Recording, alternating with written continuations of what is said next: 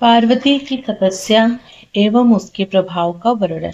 नमस्कार, हर हर महादेव। हम पढ़ रहे हैं शिव महापुराण रुद्र संहिता पार्वती खंड का ये अथ द्वाविंशो अध्याय है। लेकिन हम अपने पाठ के क्रम को आगे बढ़ाएं इसके पहले कर लेते हैं शिव पार्वती की वंदना। कर्पूर गौरम करुणावतारम संसार सारम भुजगेंद्रहारम सदा वसंतम हृदयारविंदे भवम भवानी सहितम नमामि। शिव पार्वती की वंदना के बाद आइए अपने पाठ के क्रम को हम आगे बढ़ाते हैं। ब्रह्मा जी बोले, हे देवर्षि, आपके चले जाने पर प्रसन्नचित पार्वती ने शिव जी को तपस्या से ही साध्य माना और तपस्या करने का मन बना लिया। तदंतर पार्वती ने अपनी जया एवं विजया नामक सखियों के द्वारा अपनी माता मैना तथा पिता हिमालय से तप करने की आज्ञा मांगी। उन दोनों सखियों ने सबसे पहले पर्वतराज हिमालय के पास जाकर नम्रता पूर्वक भक्ति भाव से प्रणाम कर पूछा। सखियां बोली, हे हिमालय, आपकी पुत्री पार्वती जो आपसे कुछ कहना चाह रही हैं, उसे सुनिए। यह आपकी पुत्री अपने शरीर, रूप तथा आपके कुल को भगवान शंकर की आराधना से सफल बनाना चाहती हैं।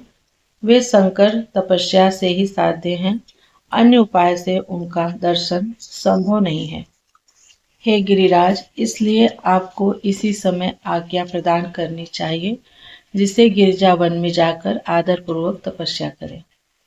ब्रह्मा जी बोले, हे मुनि श्रेष्ठ, पार्वती की सखियों द्वारा इस प्रकार पूछे जाने पर गिरिराज भली भांति विचार कर यह कहने लगे। हिमालय बोले, मुझे तो यह बात अच्छी लगती है, परंतु यदि पार्वती की माता को यह बात अच्छी लगे तो ऐसा ही होना चाहिए। यदि ऐसा हो तो इससे बढ़कर और क्या बात हो सकती है। यदि पार्वती की माता को यह बात रुचिकर लगे तो इसमें हम तथा हमारा कुल दोनों ही धन्य हो जाएंगे। इससे बढ़कर और शुभकारक कौन सी उत्तम बात होगी।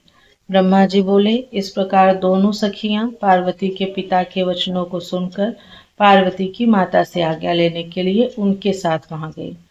हे नारद, पार्वती की माता के पास जाकर प्रणाम कर हाथ जोड़कर आदर पूर्वक उनसे यह वचन कहने लगी। सखियां बोली, हे देवी, आपको नमस्कार है। आप पार्वती के वचन को सुने और उसे सुनकर प्रसन्नता पूर्वक स्वीकार करें। माता, आपकी यह पुत्री शिवजी को प्राप्त करने हेतु तपस्या करना चाहती है। इसे तप करने की आज्ञा पिता से प्राप्त हो गई है, अब आपसे पूछ रही है।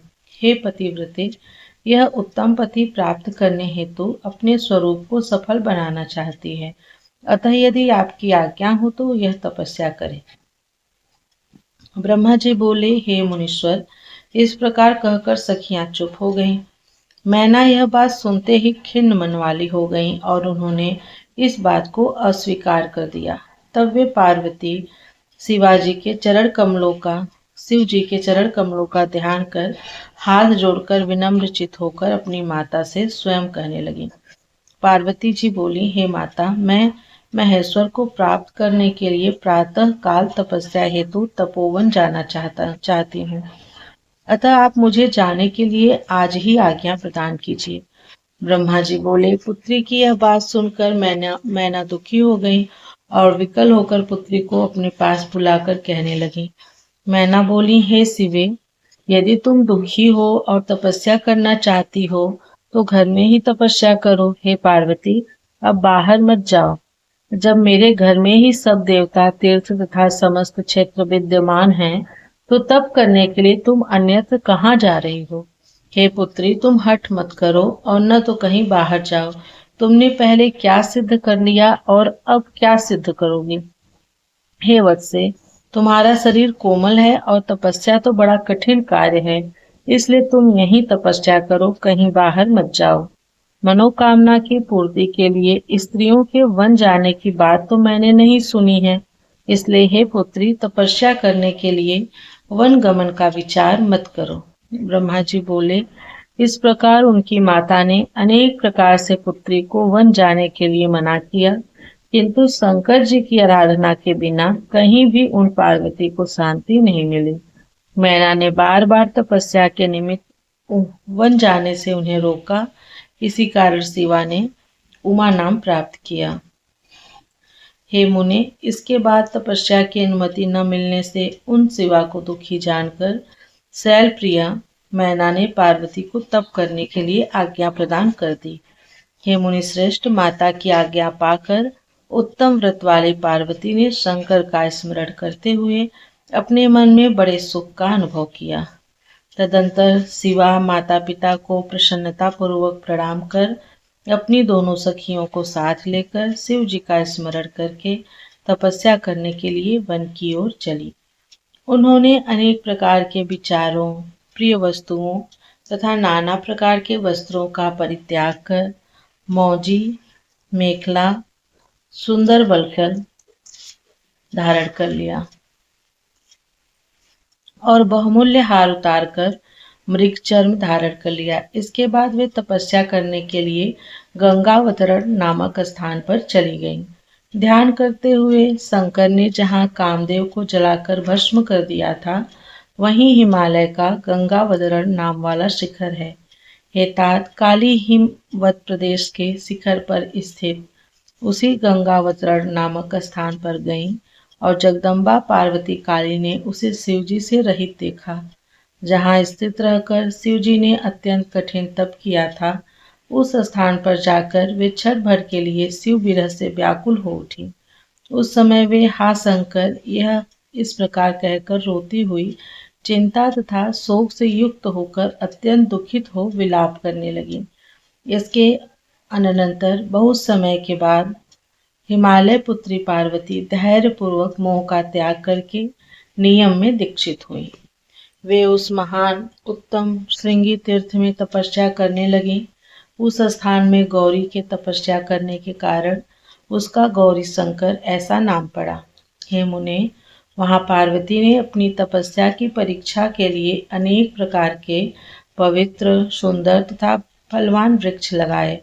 उन सुंदरी ने भूमि शुद्धि और वेदी का निर्माण करके मन के साथ समस्त इंद्रियों को रोककर उसी स्थान पर मुनियों के लिए भी कठिन तपस्या आरंभ कर दी। वे ग्रीष्म काल में दिन रात अग्नि प्रज्वलित कर उसके बीच में बैठकर पंचाग्नि तापती हुई पंचाक्षर महामंत्र का जप करती थी।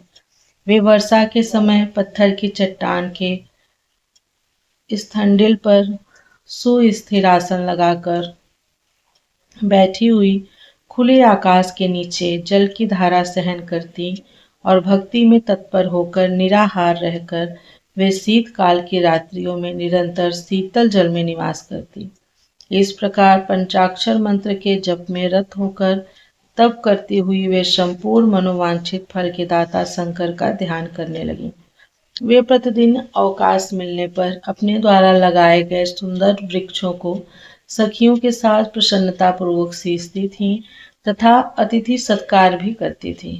शुद्ध चित्त वाली वे पार्वती आंधी, सर्दी, अनेक प्रकार की वर्षा तथा असह्य धूप बिना कष्ट माने सहन करती थी।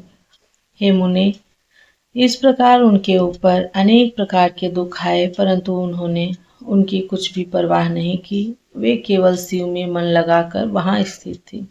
इस प्रकार तप करती हुई देवी ने पहले फलाहार से, फिर पत्ते के आहार से क्रमशः अनेक वर्ष बिताए।